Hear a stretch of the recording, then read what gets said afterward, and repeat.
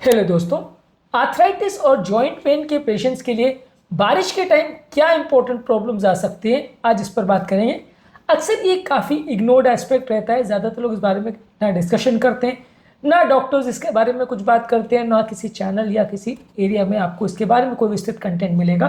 तो ये exclusive content है। आज इसमें हम बात करेंगे कि बारिश के टाइम अगर आपको जॉइंट पेन्स का प्रॉब्लम है या आर्थराइटिस का प्रॉब्लम है तो क्या इंपॉर्टेंट इश्यूज आपको आ सकते हैं, ताकि इस बारे में आप सतर्क रहें। एक अलग वीडियो में हम इसके प्रिकॉशंस पर बात करेंगे। आज बात करते हैं प्रॉब्लम्स पर। टॉपिक पर जाने से पहले जो लोग हमारे चैनल पर नए हैं उन्हें रिक्वेस्ट करूंगा कि चैनल को सब्सक्राइब करें, वीडियोस को लाइक करें, शेयर करें, फॉलो करें, कमेंट करें, पूरा देखें। टॉपिक बहुत इंपॉर्टेंट है, इसलिए इसे एंड तक देखिएगा। चलिए शुरू करते हैं पॉइंट वीडियो।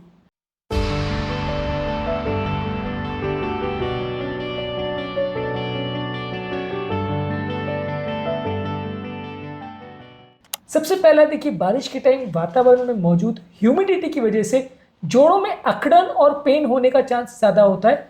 अक्सर आपने देखा होगा कि ठंड के टाइम जब कभी भी चोट लगती है या गीले वातावरण में जब चोट लगती है तो वो काफ़ी देर तक दर्द होता रहता है। गर्मी में कंपैरिजन में उतनी अकड़न या स्टिफनेस नहीं होती है आपको।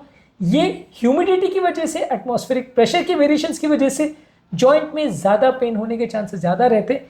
इसलिए आर्थराइटिस के पेशेंट्स या जॉइंट की इन्फ्लेमेशन वाले पेशेंट बारिश में ज़्यादा परेशान रहते हैं, उनको ज़्यादा बार बार पेन होता है। इसके अलावा जोड़ों में एटमॉस्फेरिक प्रेशर की वजह से सूजन ज़्यादा आ सकती है।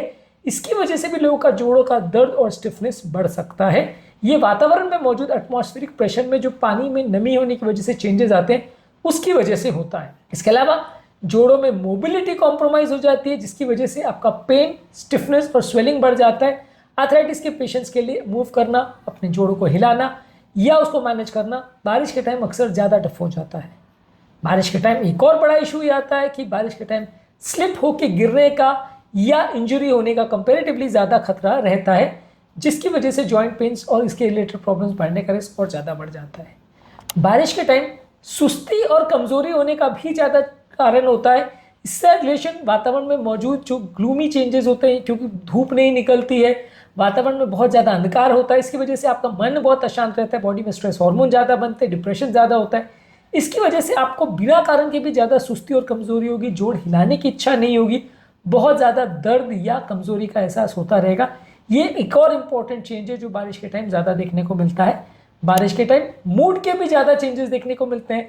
सीजनल अफेक्टिव डिसऑर्डर इसको बोलते हैं, यानी एक पर्टिकुलर एनवायरनमेंट में आपको कुछ भी काम करने की इच्छा नहीं होगी, मन अशांत रहेगा, दुख ज़्यादा रहेगा, डिप्रेशन ज़्यादा रहेगा, एंग्जाइटी ज़्यादा रहेगी, नींद प्रॉपर नहीं आएगी। ये सारे ही चेंजेस बारिश में देखने को मिलते हैं। और जॉइंट पेन और आर्थराइटिस के पेशेंट्स के लिए ये एक बुरी खबर है, क्योंकि ये आपकी जॉइंट्स की हेल्थ को नेगेटिवली इफेक्ट करता है। बॉडी में मौजूद सूजन, इन्फ्लेमेशन बढ़ जाता है, इससे आपका पेन बढ़ जाता है, प्रॉब्लम्स बढ़ जाती है। इसके अलावा बारिश के टाइम आप एक्सरसाइज नहीं करते, जब एक्सरसाइज नहीं करते तो बॉडी में स्ट्रेचिंग नहीं होती, तो इसकी वजह से जोड़ों में अकड़न और बढ़ जाती है। बारिश के टाइम जो लोग रेगुलरली योगा, प्राणायाम इस तरह की चीज़ें करते हैं वो भी बंद हो जाता है या कम हो जाता है। इससे भी बॉडी में स्टिफनेस होती है, इससे भी आपका एक्सरसाइज कॉम्प्रोमाइज़ होता है।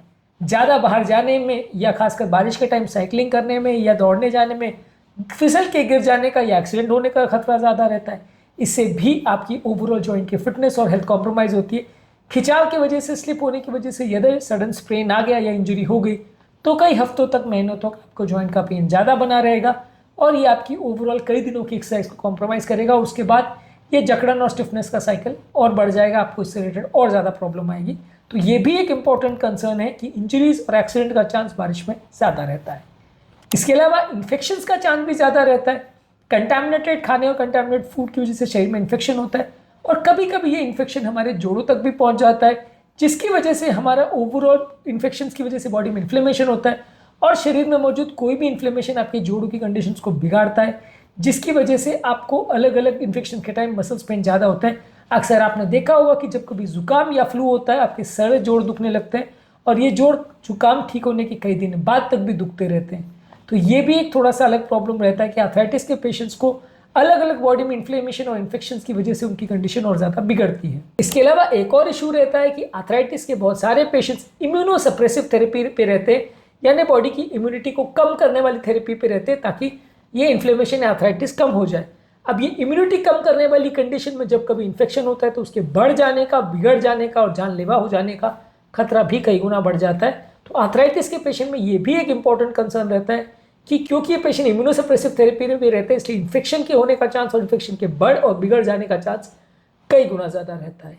इसके अलावा बारिश के टाइम कई सारी मेडिसिन जो आप लेते हैं वो सीलन की वजह से बिगड़ जाती है, जिसकी वजह से आप कई बार मेडिसिन जो लेते हैं वो असर नहीं कर पाती। इसकी वजह से आपको पेन्स और बहुत सारी जो प्रॉब्लम्स मसल रिलेटेड होती है वो बढ़ती है, बिगड़ती है, क्योंकि जो दवाएं आप ले रहे हैं वो इफेक्टिव नहीं हो पाती। डोजेस में कई बार एडजस्टमेंट करना पड़ता है। अब बारिश के टाइम कई बार आप डॉक्टर्स वगैरह के पास भी जो रेगुलर अपने ट्रीटमेंट के लिए जा रहे थे वो भी कॉम्प्रोमाइज़ हो जाता है। तो इस वजह से ये सारी चीज़ इग्नोर हो जाती है और ये लंबे समय में जब तक सीज़न जाता है और जब आप वापस डॉक्टर के पास जा पाते हो तब तक ये बड़ी प्रॉब्लम बन जाती है। तो ऐसा नहीं है कि जॉइंट के पेन या आर्थराइटिस वाले पेशेंट्स को बारिश में कोई दिक्कत नहीं आती। बहुत सारे ऐसे तरीके हैं जिससे उनको प्रॉब्लम्स आ सकती है। इसमें से आप श्योर हूँ मैं कि बहुत सारे ऐसी चीज़ों के होंगे जिसके बारे में आपने कभी सोचा या कभी किसी से सुना नहीं होगा। हमारे चैनल का बेसिक पर्पज़ यही है कि इस तरह की बातें हम आपको बताते हैं जो आपको कहीं पे भी अवेलेबल नहीं होती है और जो उसके बारे में आपको हम जानकारी देते हैं वो आपके लिए लॉन्ग टर्म यूजफुल भी होती है। इस टॉपिक पर टिप्स क्या इंपॉर्टेंट होते हैं और मसल पेन के लिए आप क्या क्या कर सकते हो उस पर हमने अलग वीडियो किया, उसे भी ज़रूर चेकआउट करें। टॉपिक एंड करने से पहले जो लोग हमारे चैनल पर नए हैं उन्हें रिक्वेस्ट करूँगा कि चैनल को सब्सक्राइब करें, वीडियोज़ को लाइक करें, शेयर करें, फॉलो करें, कमेंट करें, पूरा देखें। Thank you.